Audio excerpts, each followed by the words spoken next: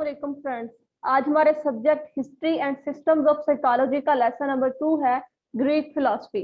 मतलब हम कदीम फिलोसफर्स के बारे में पढ़ेंगे। हम स्टार्ट करते हैं। The ancient Greek philosophers regarded three elements to be the basic ingredients of all matter including human. जो हमारे कदीम फिलोसफर्स थे उनका कहना था कि हमारी इर्द गिर्द जो भी चीजें हैं दुनिया में मौजूद हैं वो बेसिकली तीन इंग्रेडिएंट से मिलकर बनी हैं। First water, second air and third is fire. पानी, हवा और आग, ये उनका कॉन्सेप्ट था। उसके बाद उनका जो सेकंड कॉन्सेप्ट था वो पढ़ते हैं। Contradiction is a permanent element in the world. वो कहते थे कि हमारी दुनिया में तनाजात बहुत ज्यादा पाए जाते हैं। कॉन्ट्रडिक्शन कहा जाता है तनाजे को। मतलब कि अगर कोई भी साइंटिस्ट कोई थ्योरी पेश करता है तो उसके ऊपर दूसरे साइंटिस्ट उसकी पूरी इन्वेस्टिगेशन करते हैं उस थ्योरी की, और अपनी ओपिनियंस भी पेश करते हैं कि यहाँ से ये ऐसे नहीं ऐसे हो सकती है। मतलब फिर न्यू फिनोमिनास क्रिएट होते हैं। एक चीज पर इन्वेस्टिगेट करना और नए फिनोमिनास क्रिएट करना, इस सबको कॉन्ट्रडिक्शन कहते हैं, तनाजा कहते हैं। तो थर्ड कंसेप्ट था ancient Greek philosopher was that they put forward the view that everything consists of small indivisible particles। और कदीम फिलोसफर्स का कहना था कि जो भी इर्द गिर्द की चीजें हैं वो स्मॉलेस्ट पार्टिकल से मिलकर बनी हैं। And this was later found to be true with the discovery of atom. और ये बात बिल्कुल बाद में सच साबित हुई जब एटम की डिस्कवरी हुई। एटम एक स्मॉलेस्ट पार्टिकल है और हर चीज एटम से मिलकर बनती है। और उनका भी यही कहना था कि हर चीज एक स्मॉल पार्टिकल से मिलकर बनी हुई है। उसके बाद हम पढ़ते हैं सोक्रेट्स के बारे में। Socrates was born in 469 BC and he died in 399 BC. अब आप सोच रहे होंगे कि ये गलत डेट लिखी हुई है। 469 बीसी में वो पैदा हुए हैं और 399 बीसी में उन्होंने वफात पाई है। तो ऐसा बिल्कुल नहीं है, ये बिल्कुल ठीक डेट लिखी हुई है। उस वक्त ईयर्स जो मेजर किए जाते थे वो काउंट डाउन किए जाते थे। इसलिए ऐसे किए जाते थे कि हज़रत ईसा अलैहिस्सलाम को आने में कितना अरसा बाकी रह गया था। मतलब काउंट डाउन किया जाता था उन्हें। तो उसके लिहाज से ये बिल्कुल ठीक लिखी हुई है। आगे हम सुकरात की ओपिनियंस पढ़ते हैं। Knowledge and truth reside in the mind and one has to look for and find it there. वो कहते थे कि अगर आपने इल्म और सच्चाई कुछ भी तलाश करना है तो अपने माइंड से, अपने अंदर से तलाश करें। इर्द गिर्द पर फोकस ना करें। जो भी एक्सटर्नल ऑब्जर्वेशंस हैं उन्हें रिजेक्ट करें। आप अपने अंदर झांके, जो भी मिलेगा आपको अपनी सोल से मिलेगा। He further said that knowledge and awareness create virtue, so in order to be virtuous, one has to look into the self। और वो कहते थे कि अगर कोई भी अमाल या कोई भी सोच, आप किसी भी सोच से आगाह होते हैं तो वही आपके अमाल है। यानी अगर कोई चीज आपको अपने अंदर से मिलती है, कोई सोच आप खुद क्रिएट करते हैं तो वही आपके अमाल होंगे। Socrates stressed on the study of soul. उन्होंने सोल पर बहुत ज्यादा स्टडी किया। और जैसे मैं आपको पहले भी बताया कि looking inward and he rejected external observations. वो कहते थे कि अपने अंदर झांके, अपने अंदर सब कुछ तलाश करें और एक्सटर्नल ऑब्जर्वेशंस को बिल्कुल रिजेक्ट कर दें। He defined the concept of happiness. उन्होंने हैप्पीनेस का कॉन्सेप्ट भी पेश किया। उनका कहना था कि स्टीलिंग इज नॉट हैप्पीनेस, कि चोरी या रिश्वत से कुछ भी हासिल कर लेने से खुशी नहीं मिलती। But the satisfaction gain through acquiring by honest means is happiness. वो कहते हैं कि अगर आप मेहनत करके कुछ हासिल करेंगे तो आपको खुशी मिलेगी। अगर आप रिश्वत देकर कोई जॉब ले लेते हैं तो उससे आपको दिली खुशी नहीं मिलती, आपको एक इत्मीनान नहीं होता।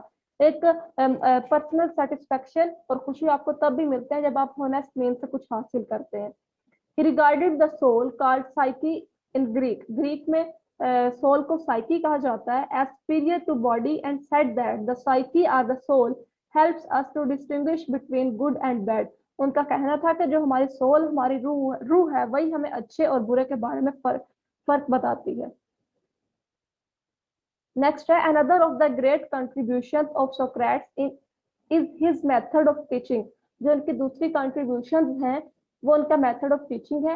It is called the Socratic method of teaching. और उनके पढ़ाने के अंदाज को सोक्रेटिक मेथड ऑफ टीचिंग का नाम दिया गया। वो आर्जी तौर पर याद करना और बाद में भूल जाना इस कंसेप्ट के बिल्कुल खिलाफ थे। वो कहते थे कि भैसा वो भाषा होना चाहिए। आप टीचर के साथ भी क्वेश्चन करें, मिसअंडरस्टैंडिंग्स को खत्म करें और कंसेप्ट क्रिएट करें, अपने कंसेप्ट को स्ट्रॉन्ग करें। नेक्स्ट हम पढ़ेंगे प्लेटो के बारे में। Plato was a pupil of Socrates. ये सोक्रात के शागिर्द हैं जिन्हें अफलातून भी कहा जाता है प्लेटो को। He was born in 427 BC and he died in 347 BC। जो ओपिनियन सुकरात ने दी ये भी उनके हक में है, मतलब इन्होंने भी उन्हीं के ओपिनियंस को स्टडी भी किया और ये इन्होंने बिल्कुल सुकरात को ठीक साबित किया कि जो वो कहते हैं बिल्कुल ठीक कहते हैं। In order to extract knowledge, one needs to look into the mind rather than looking at external objects. देखिए अब ये बिल्कुल सेम पॉइंट है जैसे ही सोक्रात ने कहा कि अपने माइंड की सुने, अपने अंदर झांके और एक्सटर्नल ऑब्जेक्ट्स की तरफ ना देखें।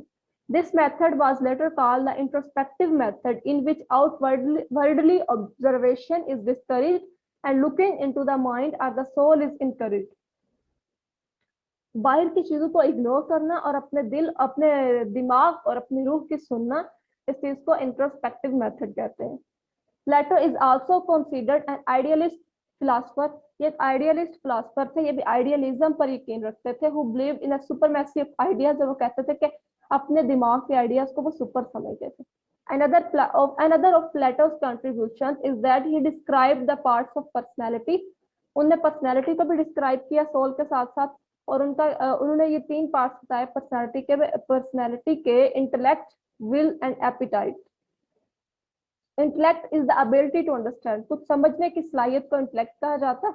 Will is the drive to do something, कुछ करने की ख्वाहिश। Appetite on the other hand is the part of the personality that deals with bodily needs. Appetite होता है, एपिटाइट नीड्स को कहा जाता है हमारे कोई भी जिस्म की जरूरियात, भूख और प्यास वगैरह।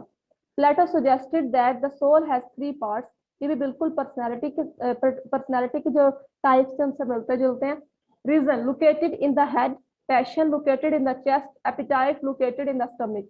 रीजन देखिए, अगर कोई इंसान सोचने और समझने की सलाहियत रखता है तो ही वो रीजन पेश करेगा, तो इसीलिए ये भी इंटेलेक्ट के मायने में होता है। Passion is the desire to perform a certain action. Passion भी विल को कहा जाता है कुछ ना कुछ करने की ख्वाहिश। Appetite part of the soul refers to the natural needs of the body such as hunger और थर्स्ट।